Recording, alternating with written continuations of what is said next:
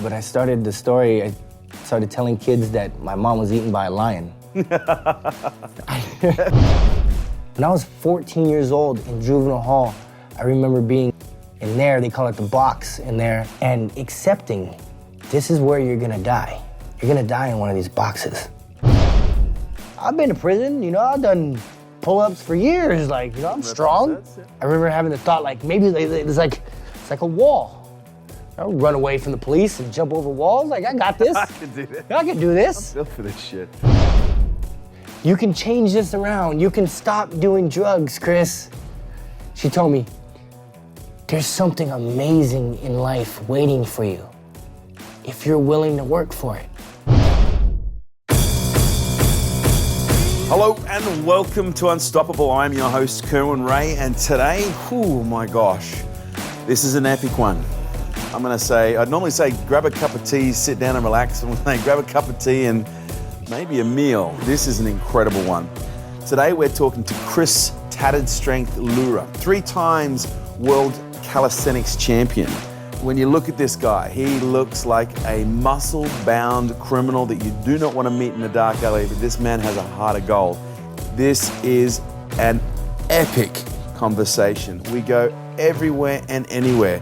Apart from a cup of tea and a little bit of food, if there's something else I'd suggest you grab, it's a box of tissues, because this one had me in tears. This is Tatted Strength, Chris Luera. Listen up.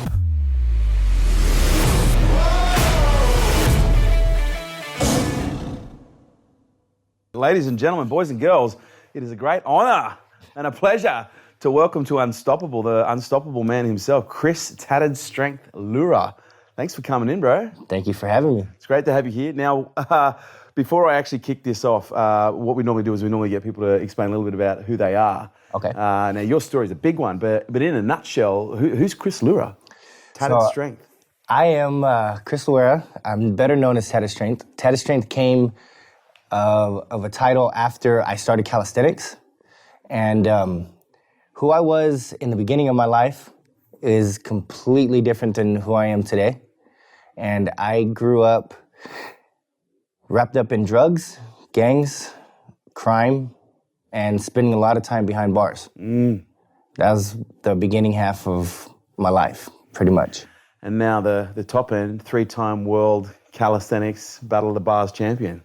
Yes. What an incredible turnaround. And then, you know, my trainer as well in LA. Yes. I got to say, like, I love training with you. You're like, your discipline, your attention to detail, your respect for Cali as a pure sport, the gymnastics aspect of it. Yeah, it's like, it's top of the game, mate. It really is. But that's what most people see. They see this guy with, you know, all these lumps and muscles and tattoos who can spin around the bars and look like he defies gravity. But where did it all begin? Like, where were you born, man? I was born in Bakersfield, California. Yep. Both my biological parents were heavy drug addicts, very in and out of the system, multiple arrests, doing time.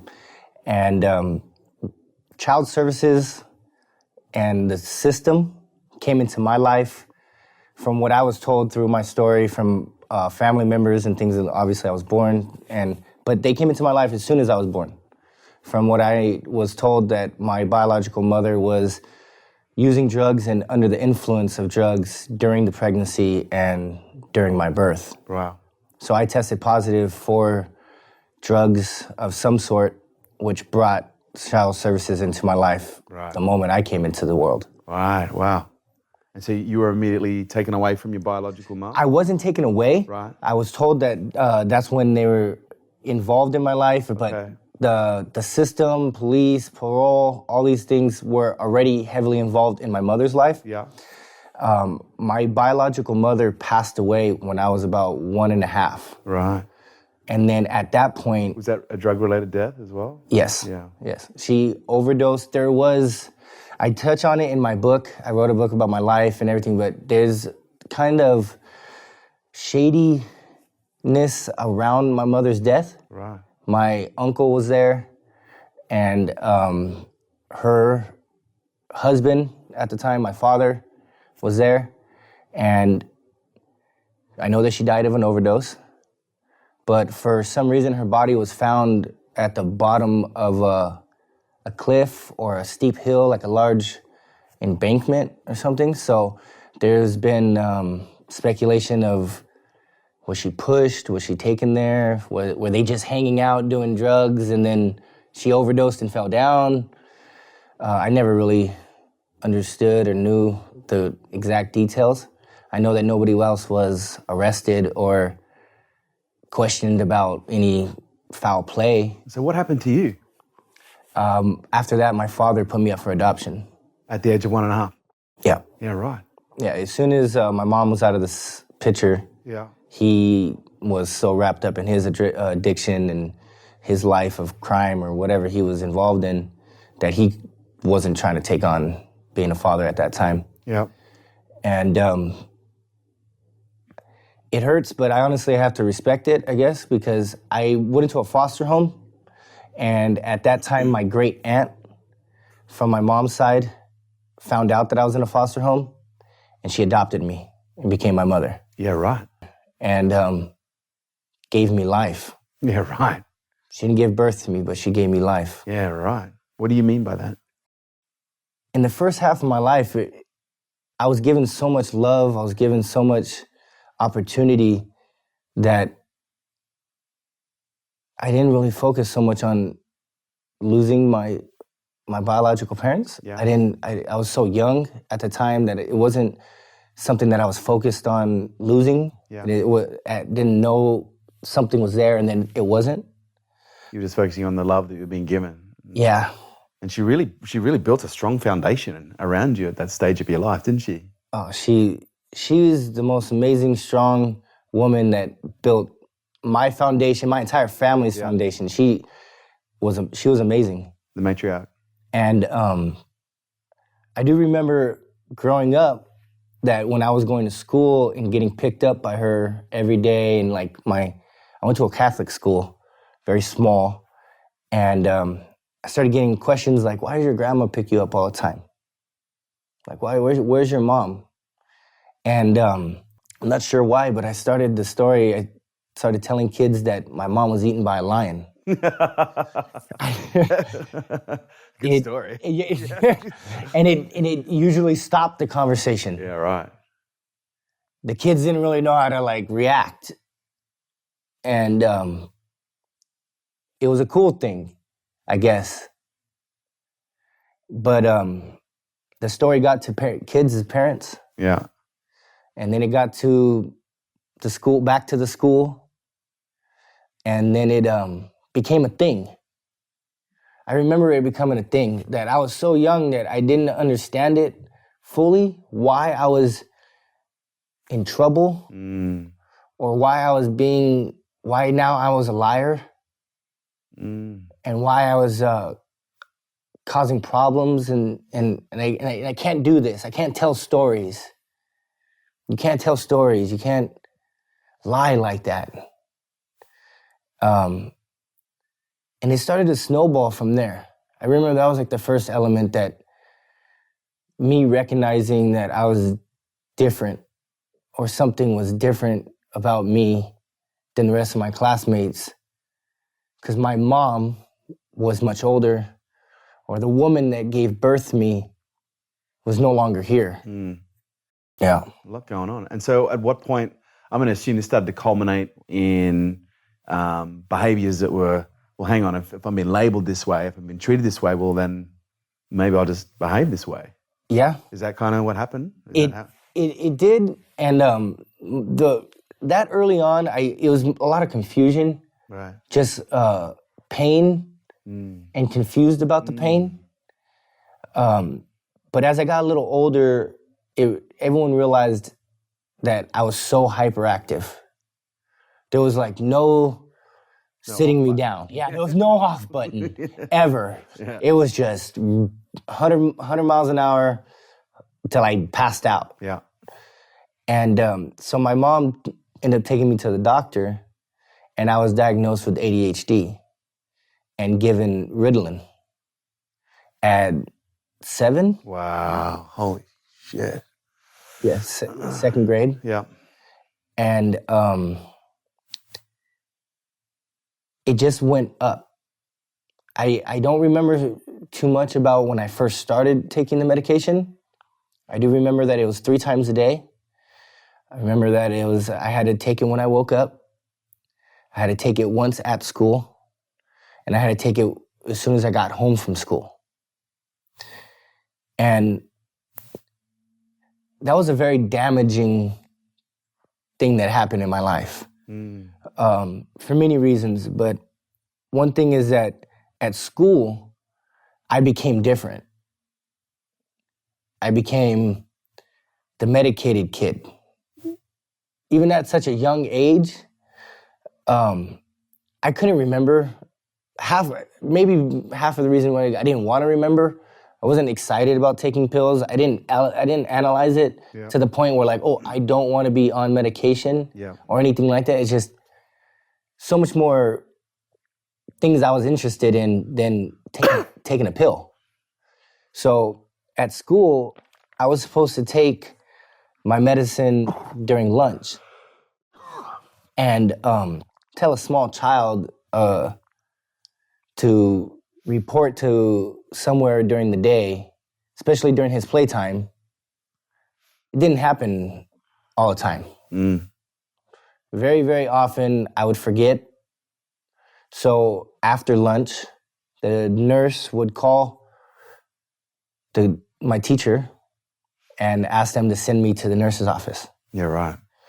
And I don't believe that it was intentional or cruel in any way. I believe that the teachers were just doing their job and maybe not putting in the thought of what information they were putting out to the public, to the whole classroom.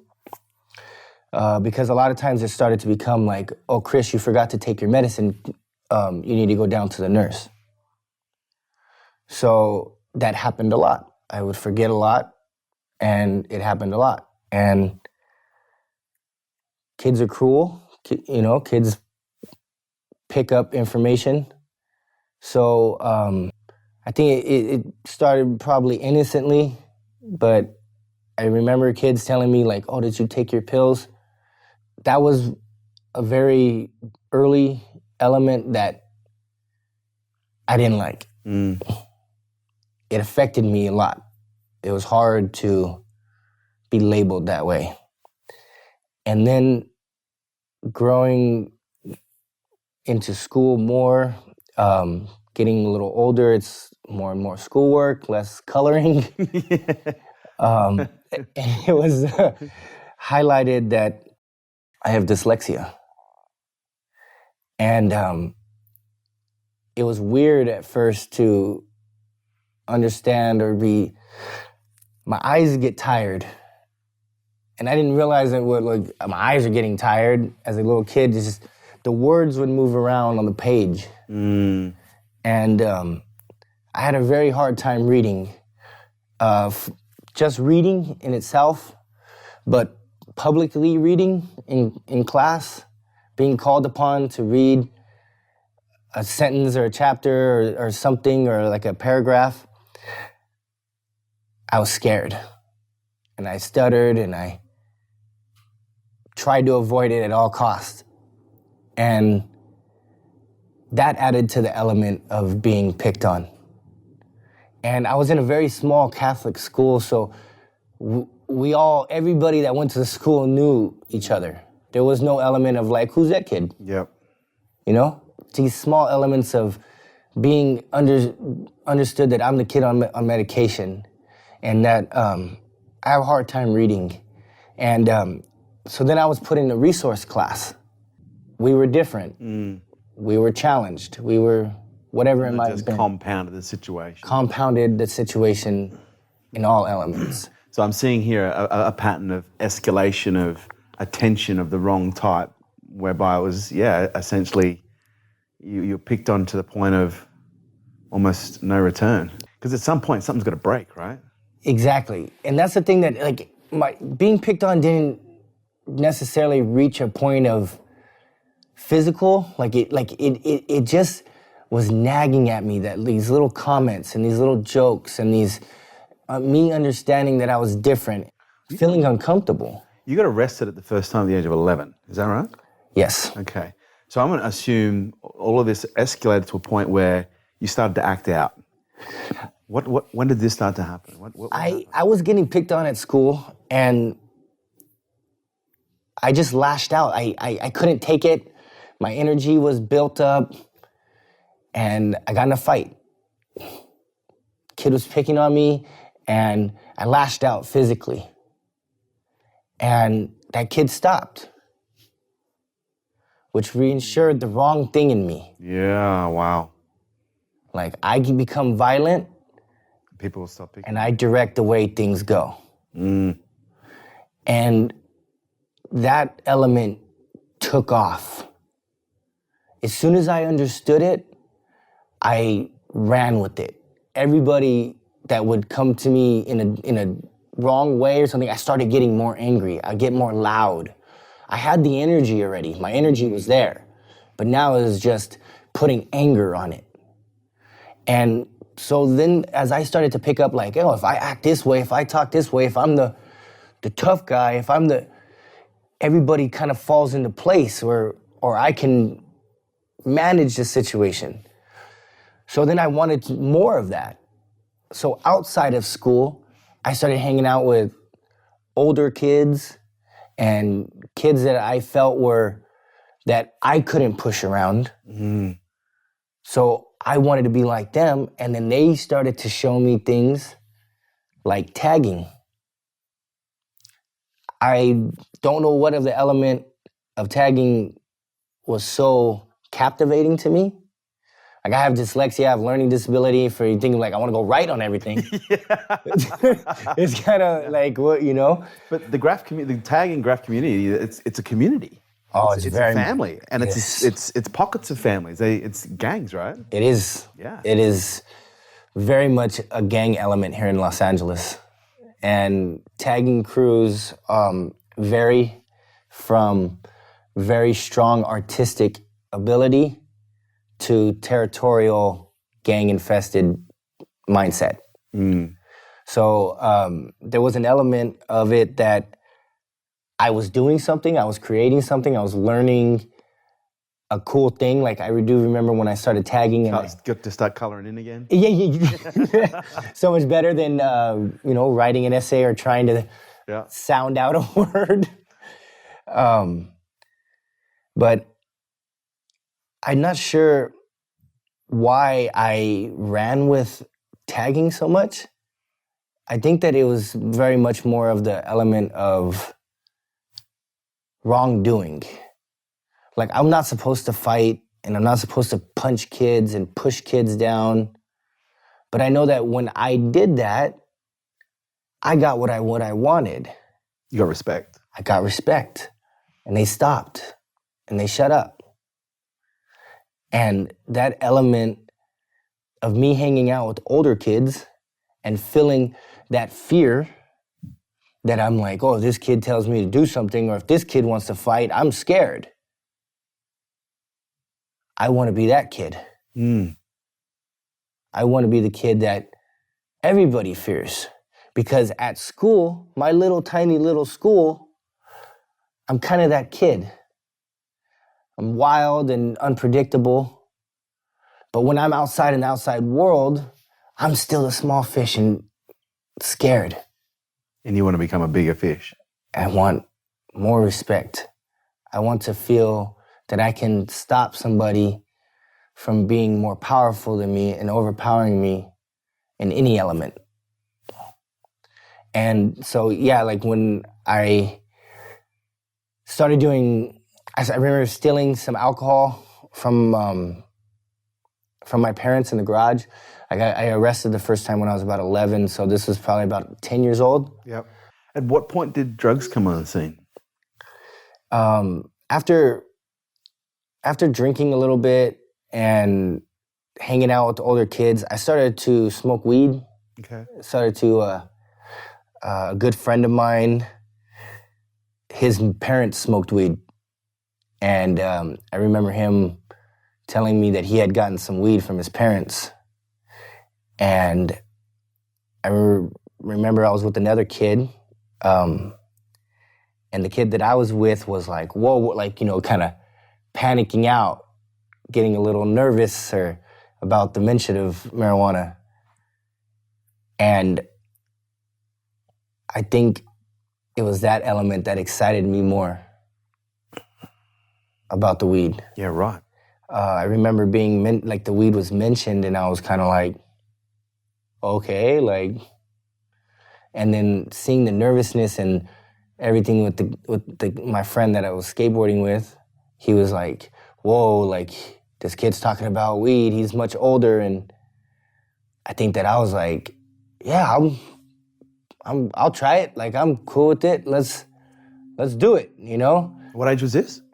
This was about 11. Okay. Yeah, like 11. Before getting arrested? Yes, and when I got arrested, I was riding on a park bench, and a girl that I went to school with saw me do it, and yelled out. I remember riding on the bench and hearing someone yell something, and I looked back and I saw this girl that I went to school with, and I was like, uh-oh. And then her dad coming down the driveway, and then I was like, uh-oh, and I skateboarded off. And they knew who I was, so they had called the cops and said that I had rode on the bench, and the police showed up at my mother's house later that night. And I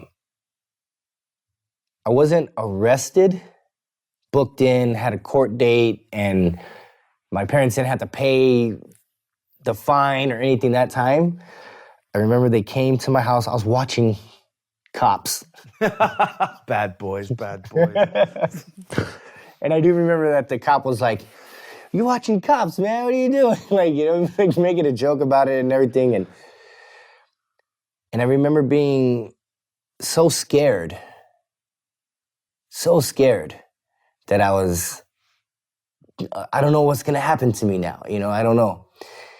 And they just gave you a talking to, or did they put you in the car? Or? They put me in the car. Yeah. They just gave me like a talking to. Yeah. But they put me in the car. Yeah.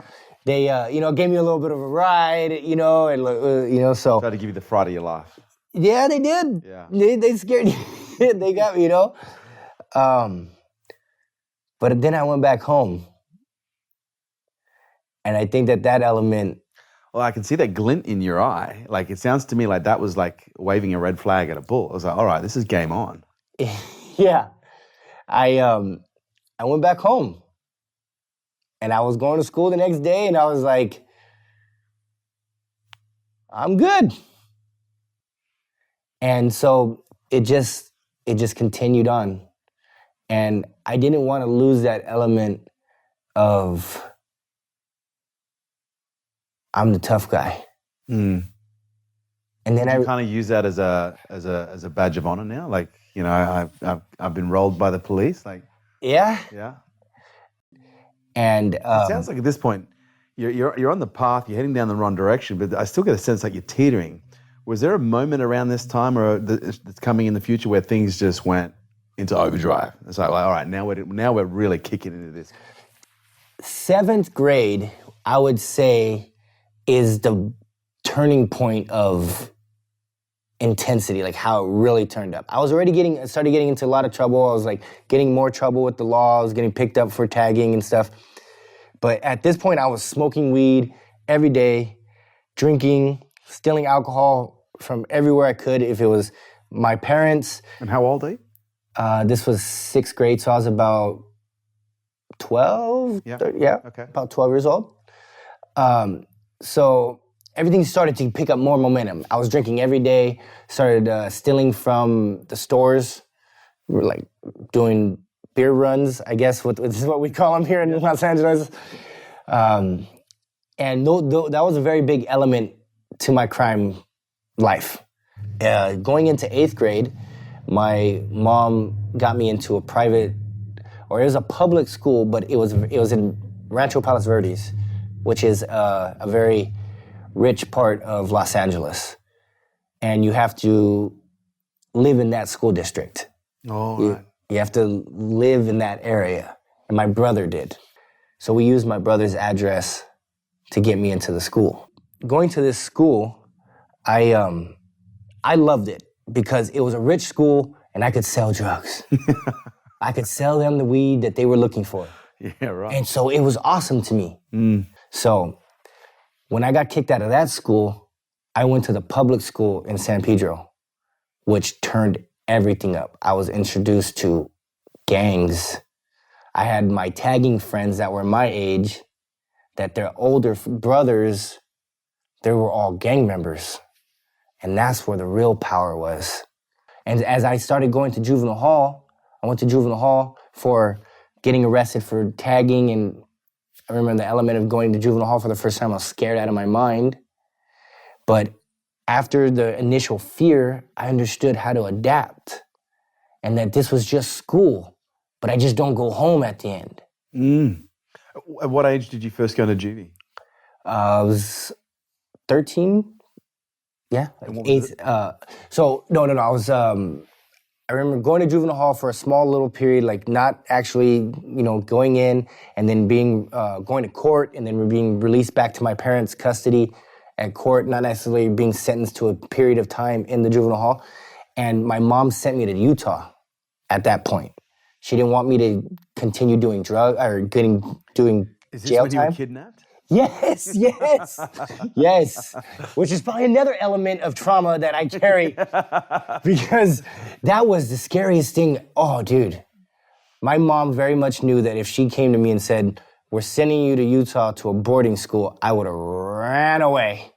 So she hired some people to snatch me up in the middle of the night, and they didn't say not a word to me until I was locked in the plane. They came and picked me up in my house in the middle of the night. Both my parents were gone. Put me in the car. Handcuffed you, right? Handcuffed me. Yeah.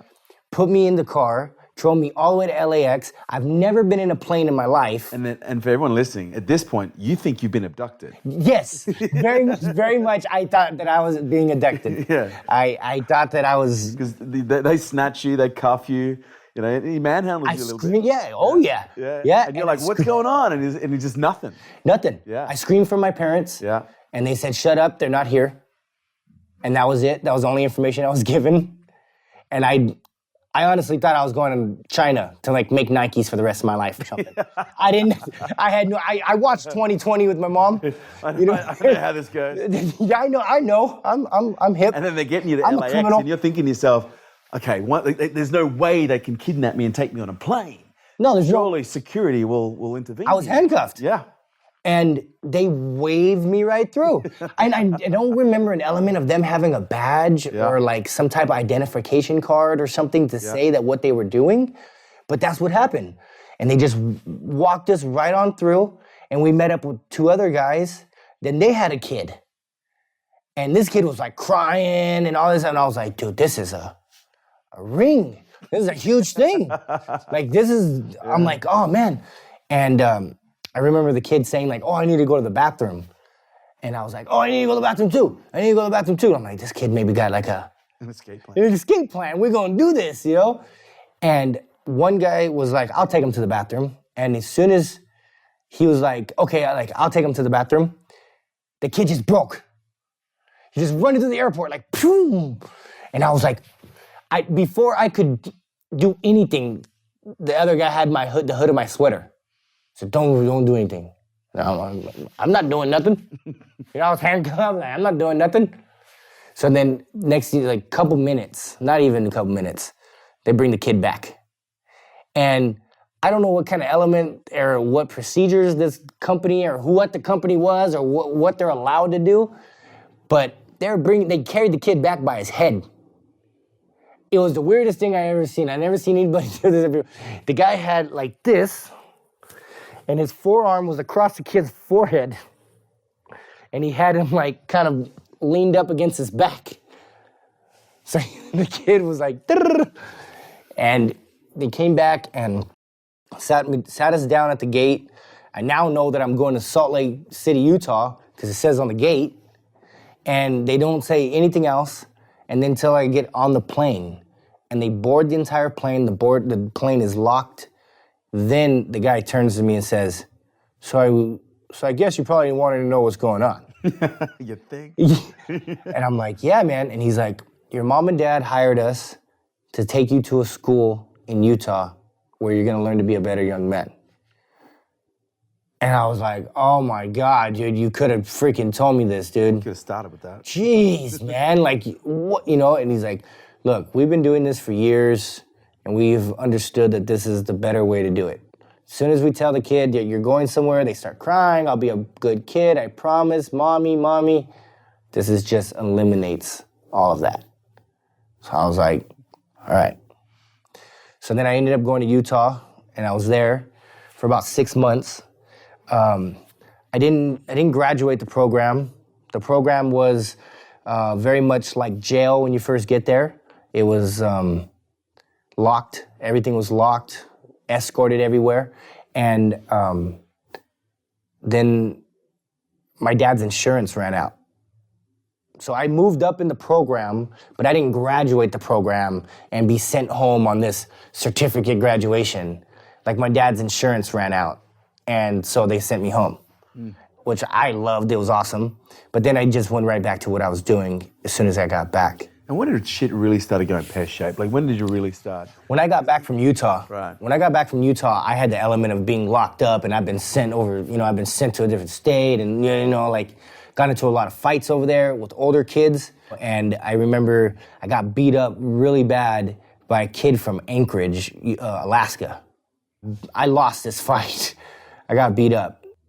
But a couple days later, I was okay.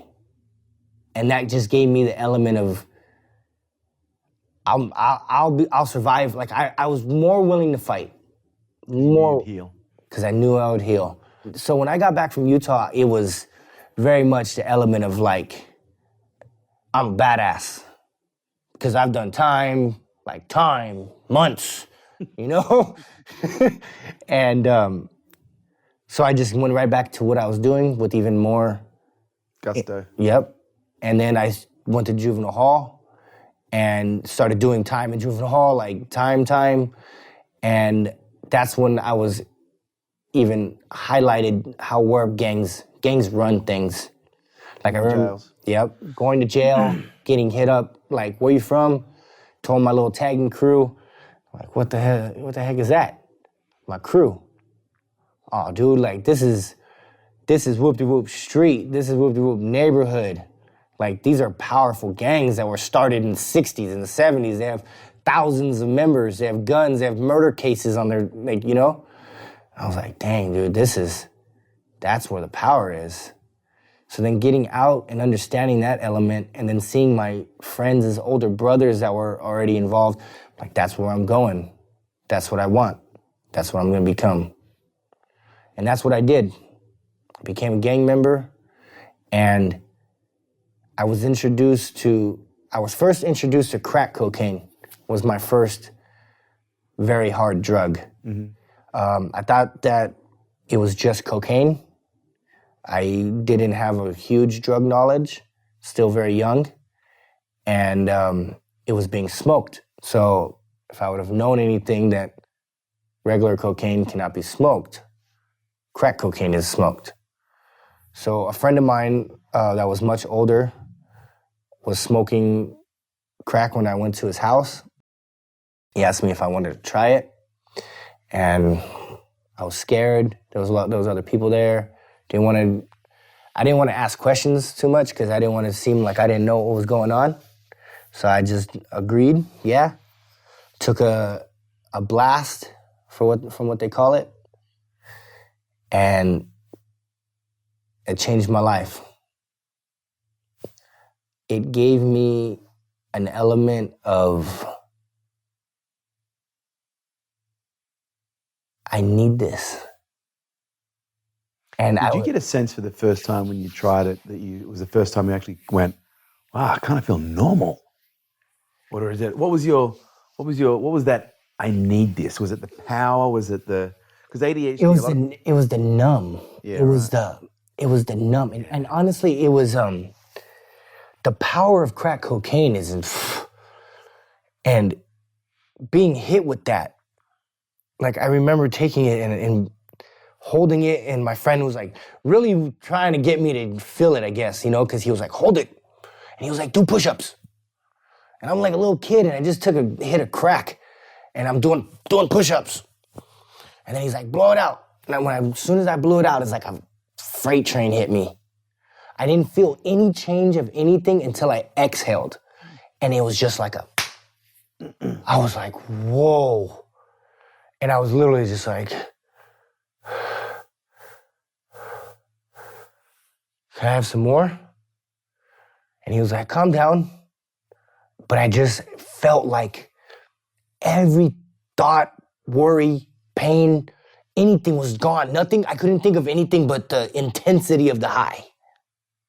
And so that was, it was about 2-3 weeks of a crack binge that it opened my element of I robbed everything.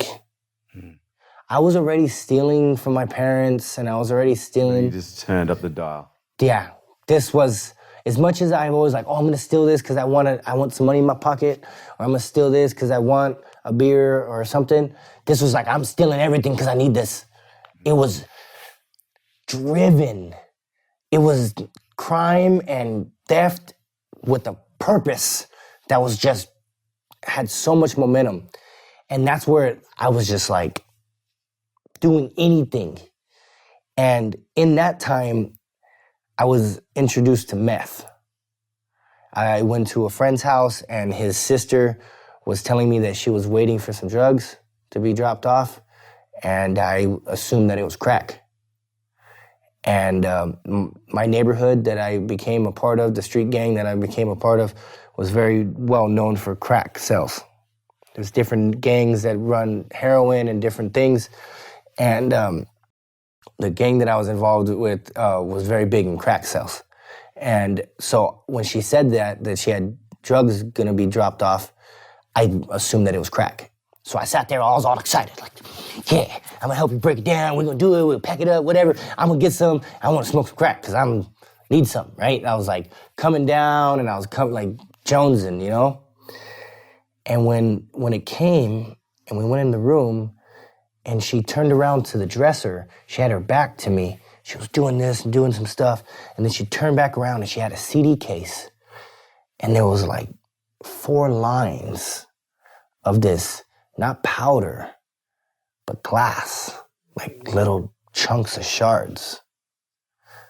And I was like, what the hell is that? She's like, it's glass.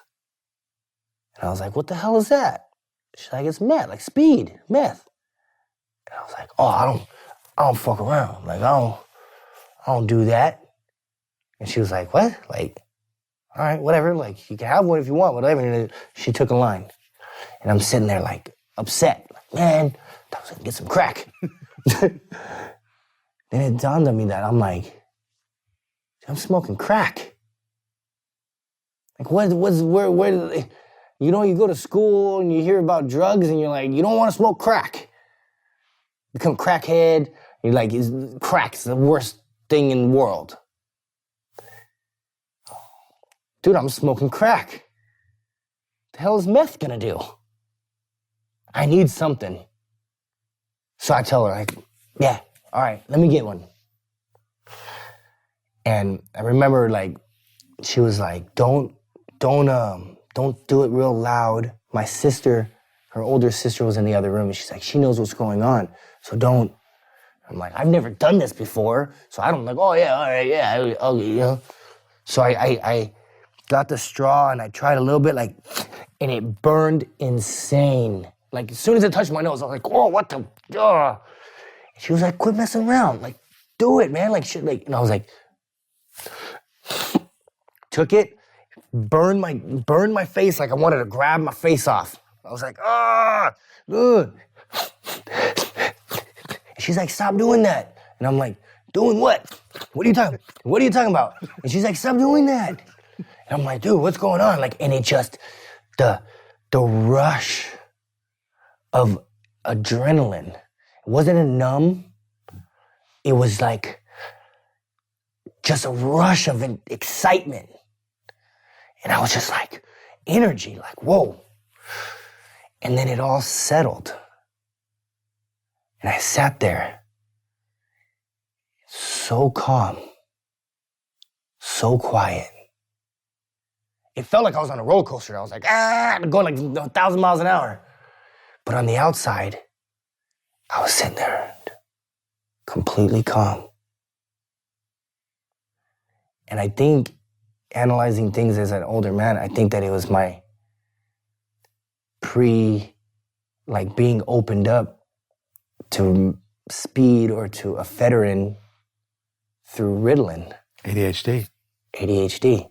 Did you, when you tried meth for the first time, did that give you the sense of, wow, now I feel I'm normal? Yes. Yeah. I felt good. Yeah. Felt good because I was high. I felt sharp because my mind was working and can focus on things. And it just made me feel normal, but strong, but good normal. Like, I didn't feel so clouded and so many things coming in my mind at one time. I could slow everything down. And meth hooked itself into me that night. The hooks of meth went so deep into me, I could not. I didn't do crack no more. Didn't do nothing but meth.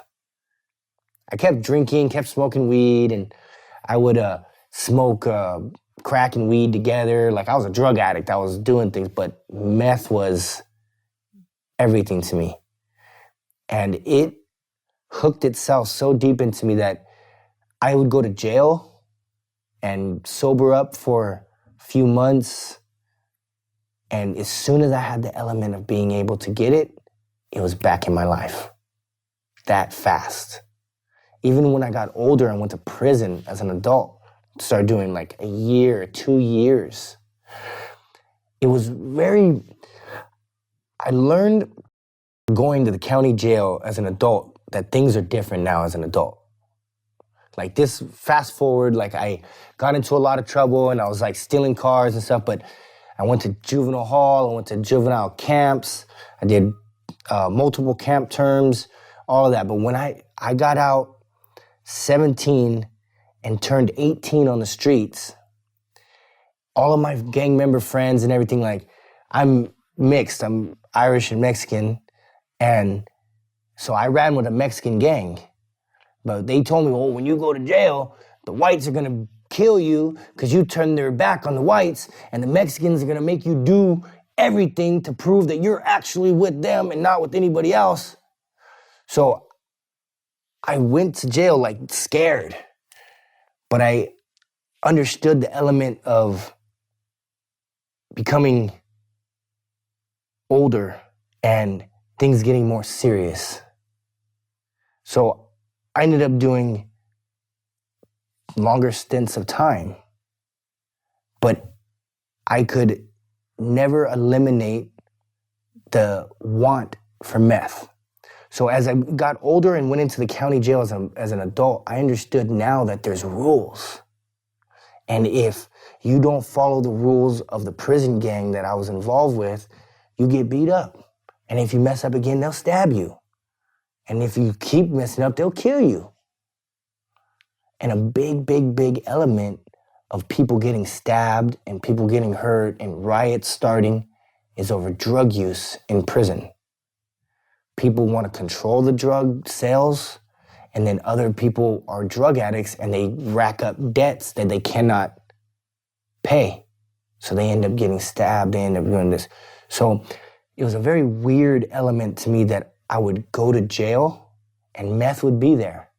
But I wouldn't use meth because I knew the element that it was going to cause me trouble. Right. But getting out of jail, the first thing I did was find meth. And it got me in more trouble and sent me back to prison. Now, you ended up spending, what, more than half? So at your current age right now, is it half your life you ended up spending in jail? Collectively, through like going to Utah, going through juvenile hall, going through county jail and prison, all together is about 10 years. Wow, that's a long time. Yeah. So at what point because this is a story of escalation. It escalates, Yes. escalates, violence, drugs, crime. At what point did you go, okay, shit's got to change? I know I've got to pull myself out of this because if I don't, So my last prison term, I was doing 3 years and going a little more than halfway. I had let's say I had a little over a year left. And I remember, no, actually it was a little less than a year that I had. So I was like coming to the end of this prison term. And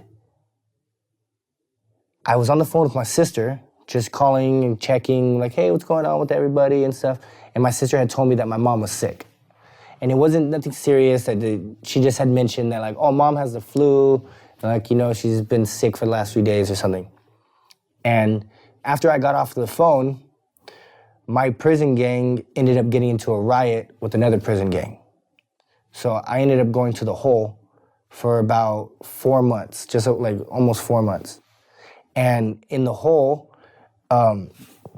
everything is restricted. No longer, you can't use the phone, you don't get to go to store, you don't go outside. You go outside for 2 hours, like once a week, and that's not even guaranteed. Like a lot of times they would just eliminate it or not enough staff or whatever it might have been.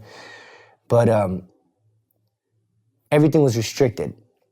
And so like I was in the hole thinking about my mom, thinking about her being sick and compounding things in my head, like, oh, she's sick and things. And I had this whole idea that like, I can't use the phone and everything, so I was like writing letters to her.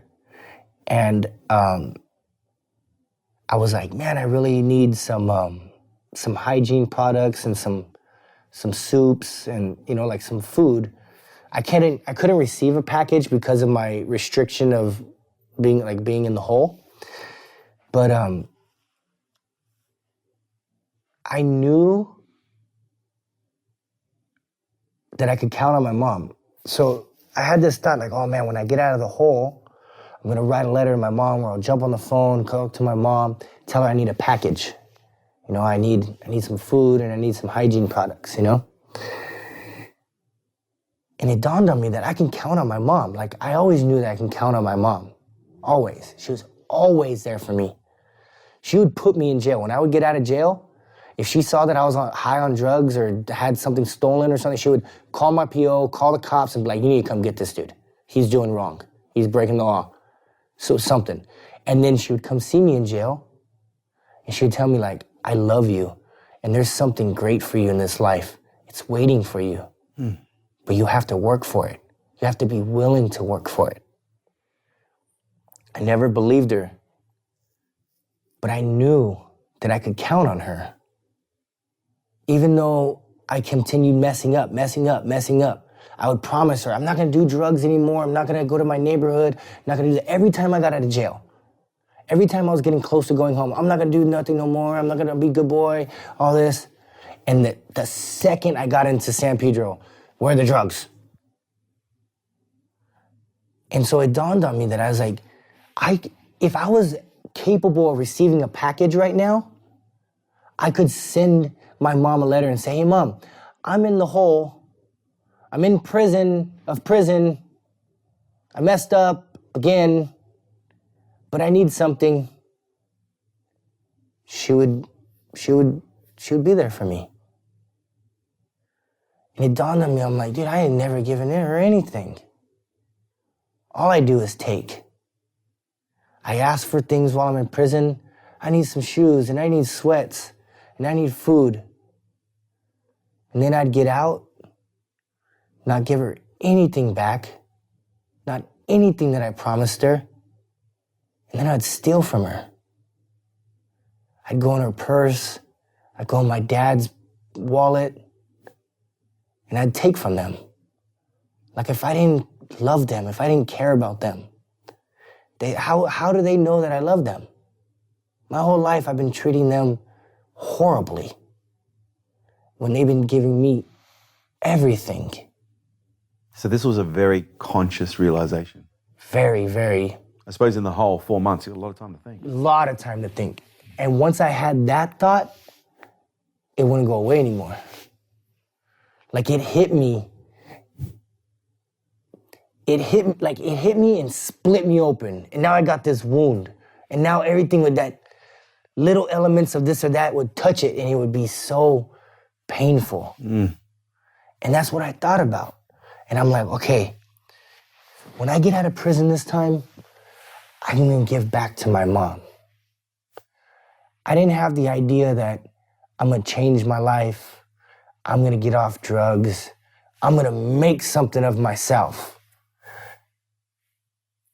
I'm gonna give my mom a gift. She given me everything. And I'm probably gonna end up back in prison sometime. But I gotta give something back to her. When I was 14 years old in juvenile hall, I remember being in the hole in there, they call it the box in there, and it's a lot nicer than prison. But I remember being in there after a fight and accepting, this is where you're gonna die. You're gonna die in one of these boxes. Or you're gonna die on the street, in the curb, in the street. That's your fate. That's what you have chosen, and that's what is happening. The escalation that we've been talking about, it dawned on me right there. How things have been escalating to that point, and then it's gonna continue to escalate till it takes my life. Yep. So I was like, this is me, and this is what's gonna happen, and I'm gonna be the baddest dude until the day it takes me. So that's the way I lived my life. This episode is brought to you by Nail It and Scale It, the world's leading fast growth program for businesses. If you have ever wanted to grow your business faster than what you can right now, if you need to make more revenue, if you need more leads, if you need more clients, if you need to know how to plan your business in a strategic way in order to hit big goals, if you need to learn how to scale your business and grow your team and your business so that you have more freedom, then this program is for you. Imagine 3 days immersed with me where we cover all aspects of business, but we do it from an immersive but also an execution standpoint. We execute every step of the way. And we're looking at 5 key areas. We're looking at your psychology. We're looking at your marketing, your sales, your leadership, and we're looking at your planning and how we integrate these 5 key areas to grow your business and your brand quickly. So if you'd like to find out more information, kerwinray.com. So when I was arrested for that third term, they tried to hit me with the Habitual Criminal Act. The element that they can prove that I bring nothing but destruction to society. You're right. So for a crime that would carry 3 to 5, they can give me 10 to 15. Because it's the element that I'm doing nothing for society. Never in my life had a job. I don't, as soon as I step out of jail, I commit crime till I'm back in jail. Been doing this since I was a child. We need to lock this dude up and keep him there. Yeah. That was the element that they were trying to push. So They held you for 6 months? Yes. So I did my 6 months and I got out. When I got out, I told my mom, I'm gonna do good, I'm gonna, and I didn't talk to anybody. For the first week, I didn't leave my house. I stuck right by my mom. And then after that, I started to hang out with my cousins and my nephew, my brother, and started to venture out a little bit. My mom was on me right from the gate. She can see that there was a little bit of a difference in me because as soon as I got home every time from jail, I would have dinner with my mom and dad. And then after dinner, I would leave the house. And you're gone. And go on a run. But this time I didn't. For a week I stayed home. And then I was only around family. But my mom was on me tough. She's like, you need to get a job. You need to go to school. You need to do something. You're not gonna sit here and just live life on my dollar for nothing. You need to earn your way around here, So I have never had a job, never graduated anything. anything. When I was sent to Utah, I was in the 8th grade. So I didn't graduate junior high. Came back from Utah and then went into high school. And then in high school, I went to jail and never finished that. So I never finished high school. Didn't graduate anything. So I don't have no diploma. I have no job skills. I have nothing. And my mom was like, go fill out job applications. And I was like, okay, I don't know how to do that. I don't know where to go. And she was like, go everywhere. So I remember going to like shopping centers and just going from store to store, like Subway and Ross and whatever was there. Like, hi, are you hiring? Can I get a job application?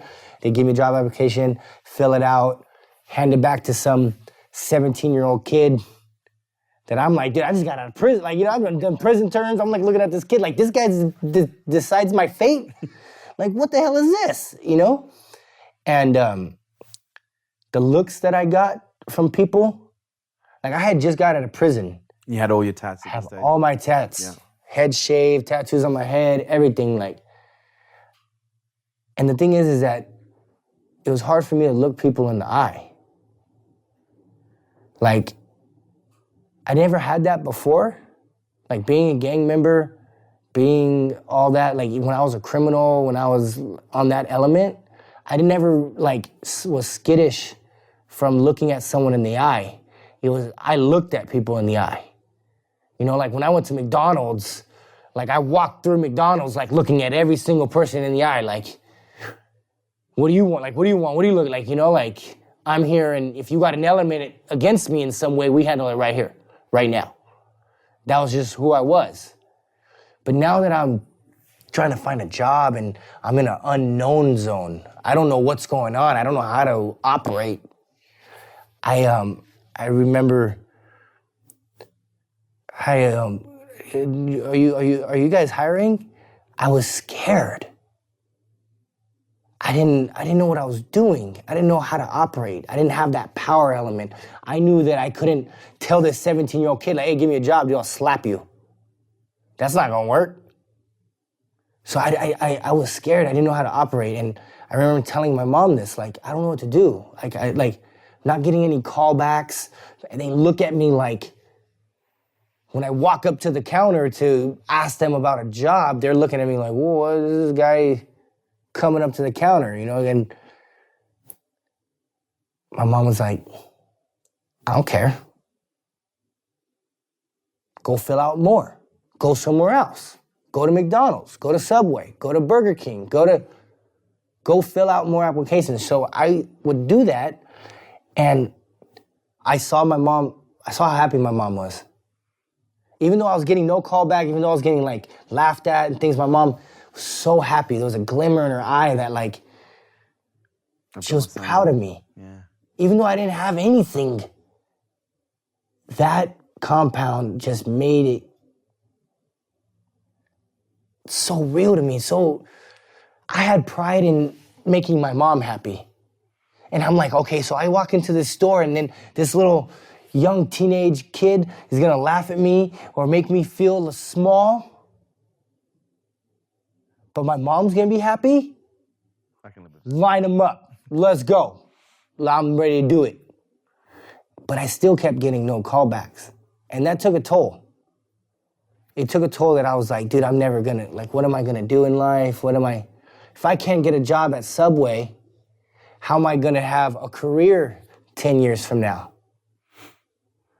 So I didn't really think about it that way. I thought about, today I made my mom happy, and that's what I'm doing. That's it. Day by day, I make my mom happy today. That's it. And I was blessed. I was given an opportunity. My family members, my cousins, decided to convert their house into a venue. So they decorated the backyard and the inside, and it's just lavish. And they rent it out for weddings and events. And they had this catering company that they would use all the time. And the catering company brought everything, right? A dishwasher, servers, cooks, all that. And my cousins were amazing in the element that they saw me struggling, and they thought about it. They said, yeah, you want a job? And I said, Yeah. So they told their catering company that they used all the time, when you guys come, you don't have to bring a dishwasher.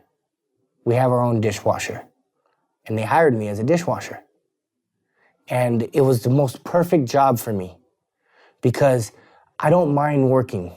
I love working. Like even when I was in prison and everything, like I want to work. It makes the day go by faster. Like I enjoy something. I'm very, very, very hyperactive. So I want to do something. And this element of being the dishwasher kept me in the back. And they had this little curtain that they covered up so that it kept everything looking glamorous and stuff. So I was just in this closet, like little curtain, and I'm gonna scrub this and sanitize, and I could just work hard and just stick to myself. And my cousins were like, dude, you're doing great. You smashed this.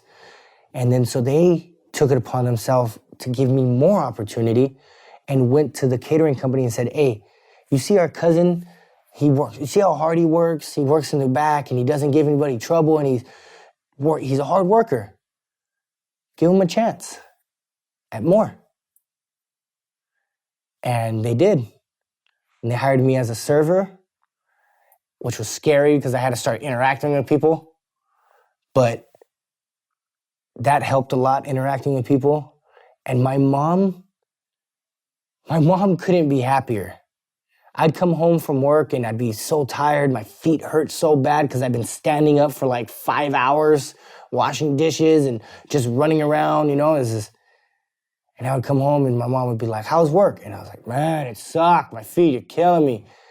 And she would laugh at me. She'd have this little chuckle. She's like, you deserve it. And I hope it's harder tomorrow. But I'm so proud of you for doing it. And she'd tell me she loved me. And I was like, this is it. This is what life is. This is what everyone talks about, that there's joy in life, that you can enjoy this and you can wake up thinking about the next day to be happy. And so I wanted more. And so I worked as hard as I could. And I earned my way up, server, and went to bartending school, became a bar back, became a bartender, started doing my own events where I would go to the catering business, pick up the van, load the van with decor, with food, with everything, go to the event, decorate the place, serve the food, break it down, everything. And it was just amazing. I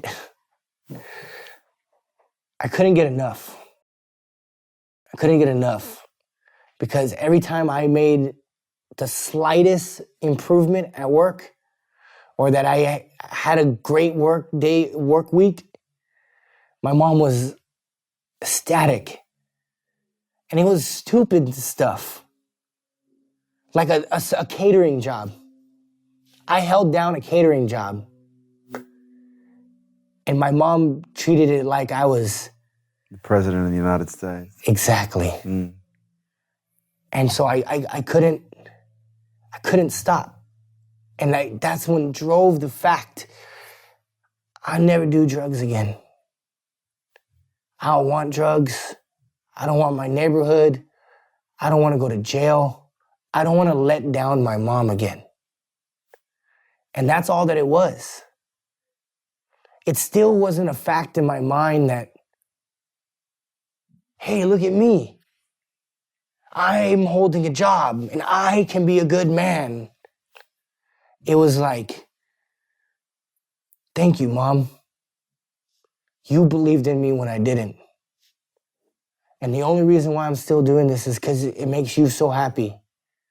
And that was my driving factor.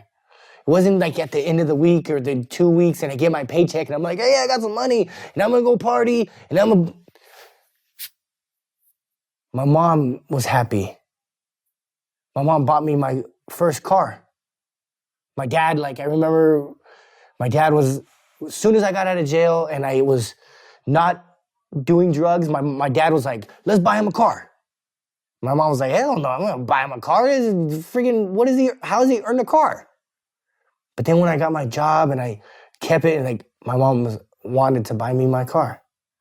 And she bought me the car, and it still wasn't an element of, I got a car. It was, my mom's so happy and proud of me right now that she bought me this.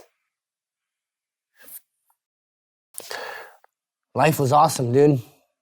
And when did calisthenics? Is calisthenics on the horizon here? My mom got sick. Everything was going good. Life was great. And my mom got sick. She got cancer. And everything changed. I didn't have a driving factor to work anymore. Like, I just wanted to see my mom and be with my mom. And it happened quick. It happened quick. She got sick, very sick. And she passed away. 2012, on my birthday. Oh, man.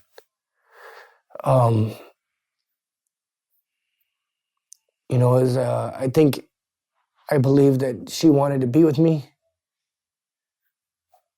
up until my birthday. She wanted to be with my father because their anniversary was right before my birthday. And they been married 63 years. Wow, that's amazing. 63 years. And sorry. When she passed, I lost everything. I had no drive. I didn't want to go to work. I didn't want to live. I only wanted to be with her again. I had no drive for anything. I honestly had no drive to live. It sounds like it was the perfect storm to go back to drugs. Like, what kept you away from going back? Not wanting to disappoint her? I didn't want to throw away everything that I had given her, everything that I had done. I knew that it would be the last thing that she wanted. But I honestly didn't care. I didn't care about going back to jail. I didn't care about using drugs or dying. I thought about suicide a lot.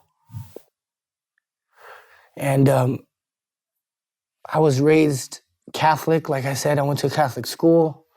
And I was raised Catholic, and in our belief, it's if you commit suicide, you don't go to heaven.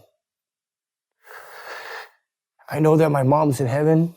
It's my belief that she's in heaven. She was the greatest angel that walked this earth that I ever knew. And the thing that kept me from going to kill myself to be with her is that I wouldn't be with her. I'd go to the other place, which was a very heavy thought because of the things that I've done and the way I've lived my life up until this point. I might be going there anyway. And for months, I just fell apart. It was about 6 or 7 months that I just stayed in my bedroom. I couldn't leave.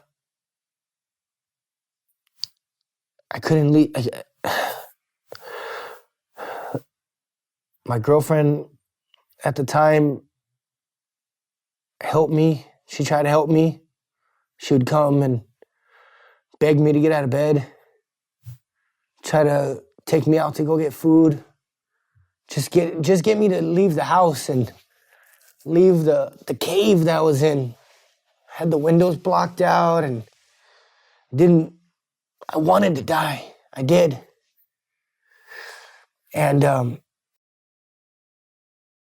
I had this thought about going to the gym. People were telling me, like my family was writing me off. My family swore up and down I was already back on drugs and that I was on my way back to prison. It's just a matter of time. And I had this thought about going to the gym. And it was, the thing that it was about is that I wanted to sleep at night. That was the main driving factor, is that if I go to the gym and I exhaust myself, maybe I'll sleep at night. Because I wasn't sleeping and the nights were the worst. And I did have the thought too that I was like, when I was in prison, I was real stressed, and it was mandatory workout for the prison gang that I was a part of. And after that workout, I'd feel better. So maybe it helped me feel a little better, but really I want to sleep at night. I really, really just want to shut off. And went to the gym, and I didn't really know too much what I was doing. I know how to lift weights.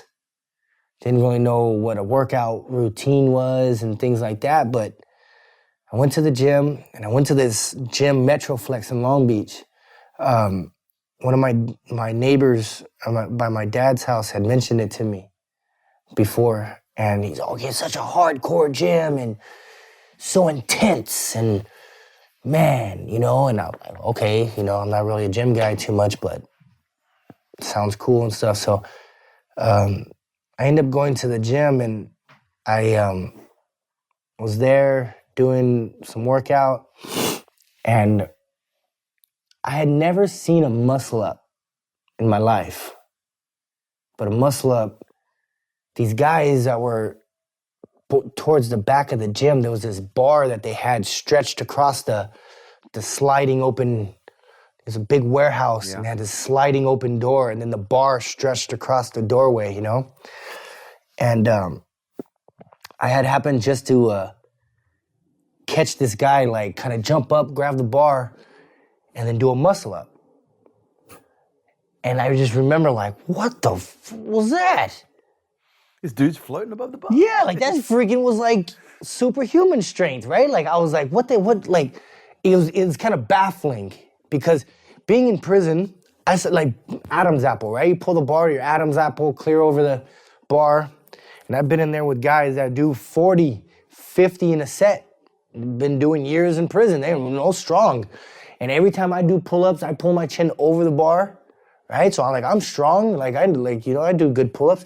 But then, like, to pull the bar to the hip, it didn't make sense. I was like, what the heck? Like, what? Did I see that right? And then he was like, whoop, whoop. And I'm like, what the hell is going on? And he comes down from the bar, and I was like, damn, that dude's fucking freakishly strong.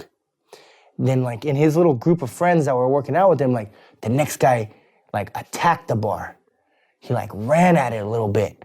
And he jumped up, and he grabbed it, and he, like, muscled up, and then he did a 360. And he caught the bar again. And I was like, whoa, what the hell was that? Like, the first thing that came to my mind was, like, rollerbladers. And I was like, dude, this is, like, X Games fitness mashup stuff. I don't know what's going on, but it looked pretty cool. Yeah, it looked cool, And I didn't have the thought of gymnastics, because the guys didn't look like gymnastic guys. So I was like, dude, that was pretty cool. And the guy that did the 360, his name's Ace. And he saw me staring at him. Like, being a gang member, being a prisoner, being an ex-con and everything, like, I'm not very much of a guy to dive into people's conversations, or, you wouldn't see me walking down the street and then be like, hey, those are really nice shoes, man. Where'd you get those? Like, that's not me, Like, hey, that's pretty cool what you're doing. You want to teach me that, or can I jump in? Like the kids on the beach that come up to you every day. You need to show me how to do that. Exactly. Pay the due, pal. Exactly. And I was,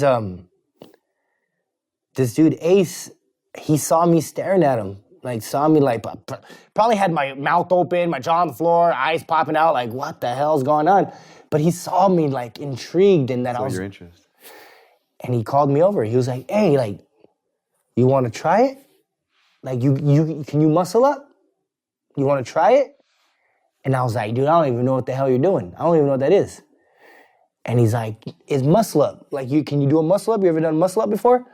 Like, this when you get on top of the bar. And I was like, I've never done that. I don't know how to do it. And he's like, come on, man, like, come on over, like, try it, you know, like, you jump in, you know? And I was like, yeah. But then my pride kicked in, my ego, you know? I'm like, I've been to prison, you know? I've done pull-ups for years, like, you know, I'm strong. Sets, yeah. I could probably do this. So I remember having the thought, like, maybe it's like a wall. Like, you know, climbing up, jumping over a wall. I run away from the police and jump over walls. Like, I got this. I can do this. I can do this. I'm built for this shit. And I grabbed the bar, gave it everything I had, and was humbled real quick. Didn't come close. I was super depressed at the moment. Yeah, of course. I was super weak. I was dropped so much weight. I was pale. Wasn't going outside. Wasn't eating. Wasn't sleeping good. So I was super weak. I think I pulled the bar like to my forehead. And I was like, trying to struggle, and it just wasn't happening. They showed me some things, pushed me all the way up, and I worked out with them for maybe an hour, less than an hour, like 30, 40 minutes or something. Then they were like, oh man, we're taking off, dude. Good to see you, you know, nice to meet you and stuff. And I'm like, okay, cool, nice to meet you guys. Have a great day, you know. They took off. And I was like, man, I want to do that some more. Like, I don't know what's going on, you know, like, you know. So I started going back to the gym to run into those same guys again. And I ended up seeing them again and worked out with them again. They invited me over, same guy, invited me in and said, you know, worked out a little bit. And then he said, hey, dude, you know, we go to Venice Beach on Sundays. You should come out. And I was like, Venice Beach? And they're like, yeah, they got some bars that are right there on the beach, and that's where we work out as a group. A lot of different guys come, and you should come out. And I was like, I felt happy. I felt like accepted, yeah. You know, that I was like, wow, these guys want me to work out with them, you know? And I remember telling a friend of mine in San Pedro, my buddy Sam, I was like, dude, these guys invited me to Venus Beach and we're gonna like work out and you should come with me and let's go. And he was like, all right, yeah, that sounds cool. And I remember getting an ice chest, big ice chest with wheels, and like getting a whole case of waters and ice. And I was like, I'm gonna bring waters for everybody that's gonna be there. And I was letting my hair like grow out a little bit so I can like cover the tattoos on my head. And I was like, I really want to be accepted by this group, you know? And they're all real ripped and strong and positive and smiley and bubbly and happy when they're working out and joking and giving each other shit and being, it's just so much positivity, energy, you know? And I was ashamed of my past. Like I remember wanting to work out with them and wanting to be accepted into the group and being ashamed of my past and being, if they find out, they're probably not going to want me around, you know? And it was never that. I remember going to the beach that day. They told me, yeah, we get there about noon. You know? So just, you know, come on. I'm like, okay, cool. Wanted to make sure I was there on time. So I got there about, you know, 10:45, 11.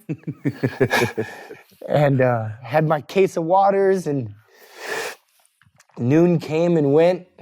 1 came and went. 2 came and went. And my buddy was like, dude, we just get out of here, dude. These guys aren't going to come. And I remember feeling let down, like, man, dude, dang it. And then it was about 3:30. These guys just showed up. Big group of guys. Just showed, hey, what's up, man? You're here. Super cool to see you, man. And I was like, you know, itching for the second that they would arrive. You know, they just like kind of strolled onto the beach like, hey, dude, see you. Hey, good to see you, man. Cool. Then like, you know, talk to everyone else and stuff. And we had an amazing day. like the beach is infectious. It has a positivity. It has, this group of guys was pure positivity. And I had an amazing day. And I just remember it coming to an end. Everyone, like, the sun was going down and everyone was like, oh man, all right, I'm gonna take off and I'm gonna take off. And the group just started dwindling down. And I remember, like, having the thought, darn, man, like, it's over, you know? Like, I gotta go back to my depressing room. I was like, I'm gonna do this tomorrow because I feel so good today. And I'm gonna do this tomorrow. And that's where it started. That I was like, I'm gonna do this every day.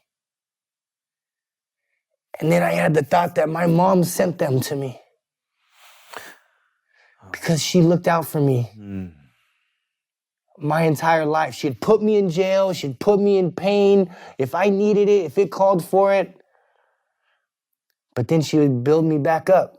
And she would tell me, you know, that there's something great for you in this life if you're willing to work for it. She used to tell me that all the time. I know that there's not just like you can be good, you can change this around. You can stop doing drugs, Chris.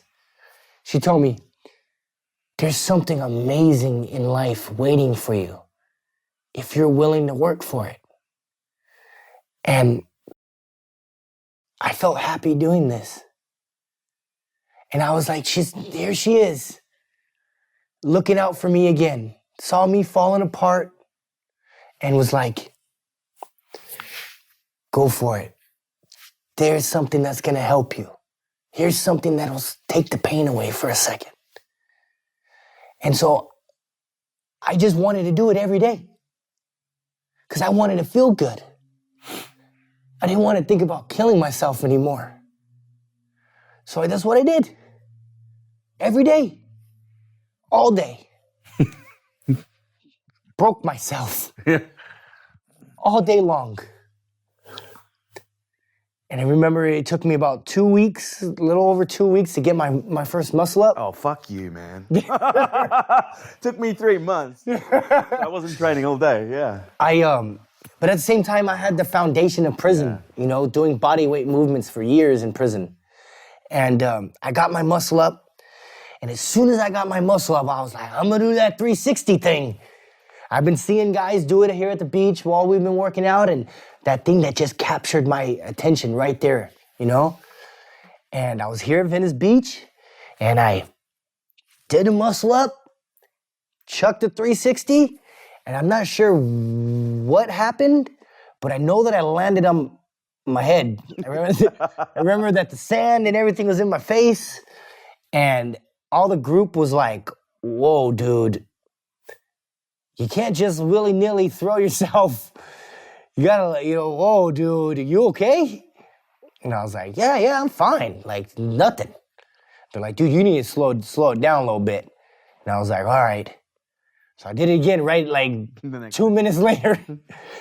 And I got this, everybody was like, dude, you're crazy. And it's awesome. And I was like, what?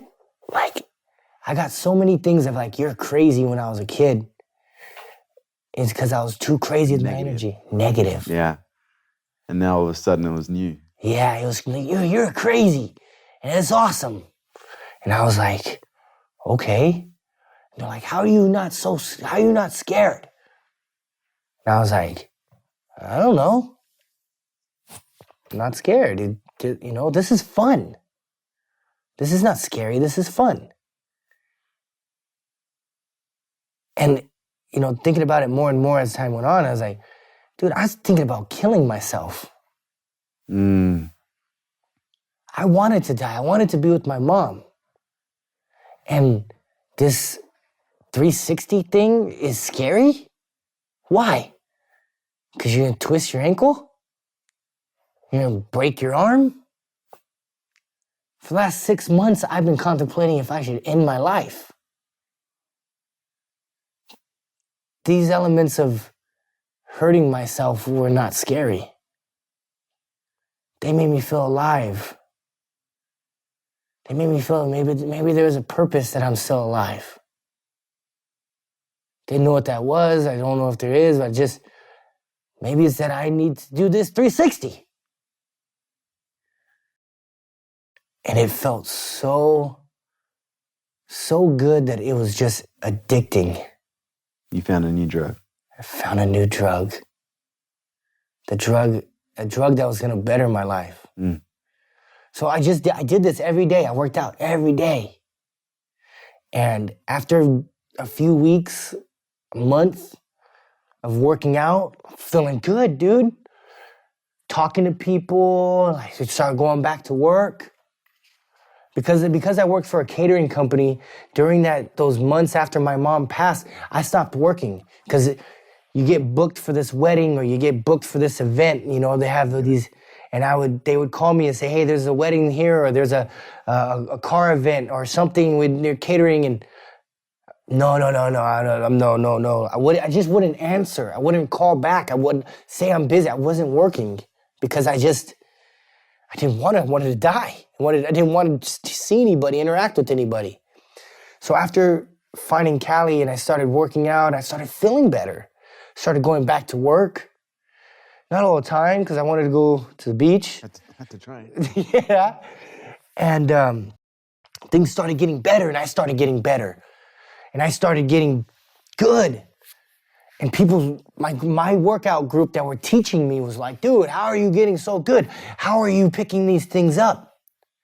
And I started throwing myself in different elements. I learned my backflip. So then I backflipped off the pull-up bar. And everyone was like, what the hell are you doing? Like, when did you learn your flip? And I was like, last week. And they're like, when did you flip off the bar? And I was like, today. And they were like, that's crazy. And I was like, dude, this is awesome. And I wanted more, and I wanted more, and I wanted more. No matter how much I worked out, how much I did, how much I got, I wanted more. And I remember Battle of the Bars. I remember being introduced to Battle of the Bars because I was introduced to Kenneth Galarzo, the vice president of the WCO. And being in prison, I understood, you learn hierarchy, right? You can understand when a person has an element of authority. You just know that. You see who runs, who listens to who does what. And I remember when he walked onto the beach the first time that I met him, I saw the group and how they hung on his every word. And I'm like, this is the guy. This is the guy I need to listen to. This is the guy I need to surround myself with. This is who I need to learn from. And that's exactly what he did. He saw something in me, and he was like, I want to work out with you. I want to show you some things. I wanted this. And he pushed me, and he showed me. And then he's the one that told me, oh yeah, we got this Battle of the Bars event. And I was like, what? Competitions and stuff? That's awesome. He's like, yeah, man, we're gonna have this competition in San Jose. You should come. And I'm like, yeah, dude, I'm gonna go. It's gonna be amazing. And he's like, it's gonna be these dates. And I had already was booked in for an event with my catering company for those dates. So I tried to get out of it. I looked for someone to cover my shift. I asked my boss, like, can you find somebody? Can I back out? Like, I need to go somewhere. I couldn't get the time off. Nobody was available to shift change. I just couldn't get the time off. And I missed the event. And I had never been to a Battle of the Bars. I didn't know what it was. I didn't know what I missed. But I missed something. And I didn't want to miss it. And it hurt. It bugged me. It bothered me very much that I wasn't there. I wanted to see it happen. I wanted to see this thing that helped me feel better in life. I want to see it go down. I want to see it under the lights. I want to see it sparkle. And I couldn't be there. And it drove me crazy. So you missed the event? So I missed the event. And so I quit my job. And I just Never trained. missed an event since? Haven't missed an event since. I've not missed an event since. And I didn't know what I was gonna do. Didn't have an idea of training or finding a new job or where I was gonna make my money. So, but I was just training. That's all that was happening. It was like, I'm gonna train every day because this is what makes me feel good. So that's what happened. And some more time went by, and then the next event was coming up. Next Battle of the Bars. And this time, I'm going. And Ken wanted me to be there. He's like, you gotta go. And I'm like, oh, I'm going, dude. Believe me, I'll be there. He's like, perfect, because you're competing. And I was like, no, wait, whoa, I'm gonna go to the event. I just wanna see it. And he's like, no, you're competing in it. And I was like, no, dude, I can't do that. Like, I've only been training probably for like 7 months, 8 months or something, dude. Like, these guys, and I can't do it. And he was like, you're doing it. I signed you up, you're in it, and that's it. And I was like, no, dude, no. And he was like, dude, you gotta do me a favor, bro. Like, we need athletes, we need to fill the slots, and I think that you're gonna do great, so you're gonna do it, okay? Okay, done. And I was like, oh, man. But I went into it, and I won it. And when that day that I won that event, my grandma was there. She's not really my grandma, she's my sister-in-law's mother. Mm-hmm. But she grew up with my mom, and they were best friends since childhood. She knows my mom so well, right? She was there.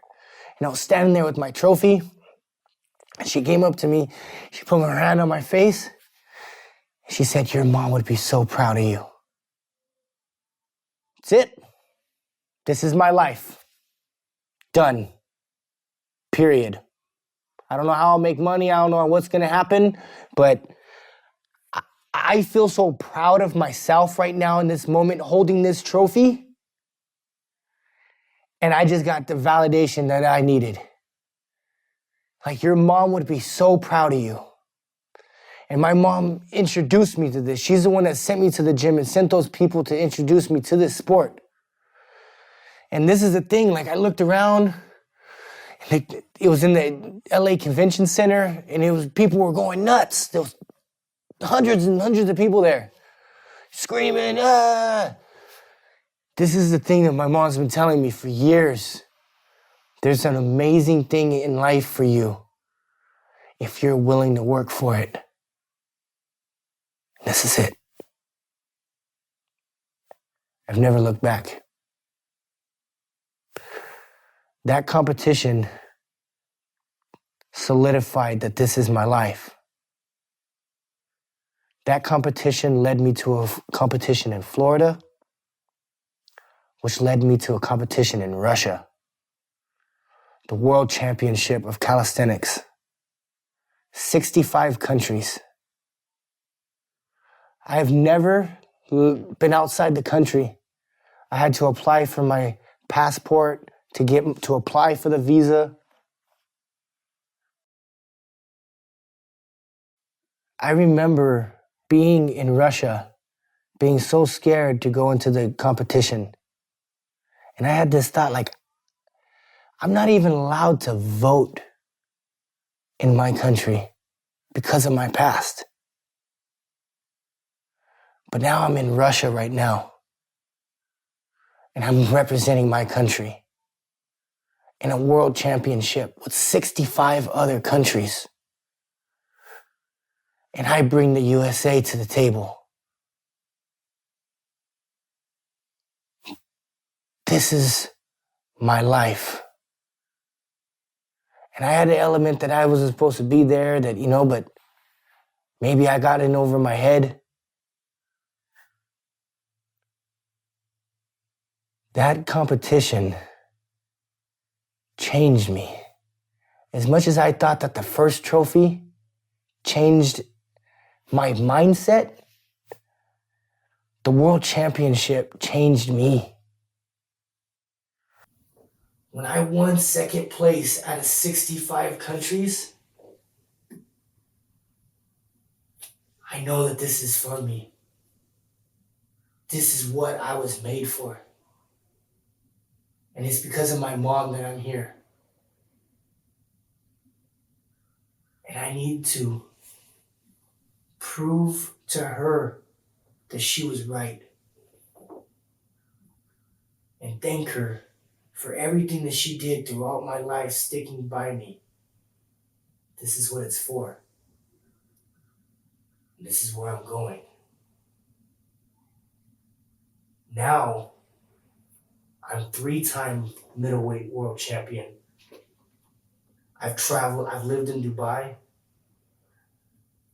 I got that championship under my belt in Russia. I have another championship under my belt from Kazakhstan. I have then been introduced to the idea that there's a reason why I have been able to change. And so my manager is the one that opened the idea of me writing a book. And not just to write a book, because when the first idea, they're like, you should write a book. Like, your story is pretty interesting. You should write a book. And I was like, I have dyslexia. I hate school. I hate reading. I hate writing. No way I'm writing a book. And he's like, it's not the element of writing a book to tell your story of like, look how cool I am. It's the element of writing a book to say, if I can overcome, you can overcome. And that changed everything for me. I sat with that idea and I thought about how my mom helped me be here today. How I should be dead for multiple reasons in different ways. But I'm still here because my mom kept me on that track and always reminded me that there was something great in this world waiting for me if I was willing to work for it. And in the beginning, when I first started calisthenics and I was winning, yeah, that's what I thought it was about. I get to be cool and win these championships and travel and work out and do cool tricks. My mom was right. There was something great waiting for me. That wasn't what she was talking about. I was born into a situation that I didn't ask for. I was given cards that I really wish were different. But I made it through because of the help from my mom. And I watched her be who she was, helping everyone that she could around her. And I struggled and I hurt and I pain. But now I'm here today, still breathing. Not only still breathing and surviving, but thriving. Thriving, right? Yeah. And if I can come back from that mindset when I was 14 years old that I'm going to die in this box, I deserve to die in this box.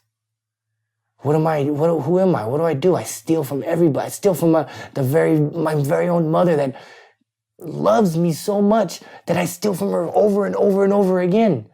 And she's still there. I'm not supposed to be alive. I'm not supposed to be here. I'm not a person of value. But if I can still be here and not only be alive and survive, but thriving, then anybody can change. Chris, your story is amazing. It's of epic proportions, and I can't wait until, like, as I'm listening to you speak, I'm like, there's such a movie here. There's such a movie here, and I can't wait until the book becomes a movie. I said before, I wish we had 3 hours to do this podcast because I think we could probably do 4 if we're honest. But mate, I just want to thank you so much for coming in and sharing your story. This has been an epic. It's so interesting because the thing that sticks in my mind right now is you were told you shouldn't be telling stories. You can't tell stories. You shouldn't be telling stories like that. And now here you are sitting here today, sharing a story of epic portions. It contains every emotion, you could think of. And it's been an incredible ride. But for those people who want to know more, your book, Beyond the Bars. Beyond the Bars, from prison to the podium. Where can people find that? It's available on Amazon. Yeah. It's Kindle. Yeah. Barnes & Nobles. Audiobook coming soon? Coming soon. Yeah. It's I was really thinking about pumping it out like it was gonna be a quicker process. Yeah. But I'm working on it right now. I'm reading it myself. Yeah. And it's very much a lot more work than I thought, than I anticipated. Yeah. I came into writing the book understanding this is gonna be a task. Yeah. And then once it was done, and then the idea of like, oh, we gotta produce the audiobook, I was like, all right, cool, sit down, the mic, read the book. So much more. So much more. Where can people find you, mate? Instagram? Instagram, all social media platforms, Tatted Strength. Tatted Strength. Yes. Chris, thank you so much for coming down. Thank you so much. I'm so grateful to be here. Awesome stuff. Thank you. Bye. This episode was brought to you by Nail It and Scale It, the world's leading fast growth program for business. There you have it, guys. Thanks for tuning in to Unstoppable with me, your host, Kerwin Ray. And please do not forget to subscribe to our YouTube channel where you get to see all of these interviews in the flesh. Share this podcast with your friends and drop me a review on iTunes. I would love to hear what you guys think, and also let you know that your comments help make sure that we keep producing killer content just like this. And if you'd like to stay up to date with all of my movements, upcoming podcasts, events, and much more, please jump onto the website kerwinray.com, and also check us out on all social media on the handle @KerwinRay. Thanks for joining us.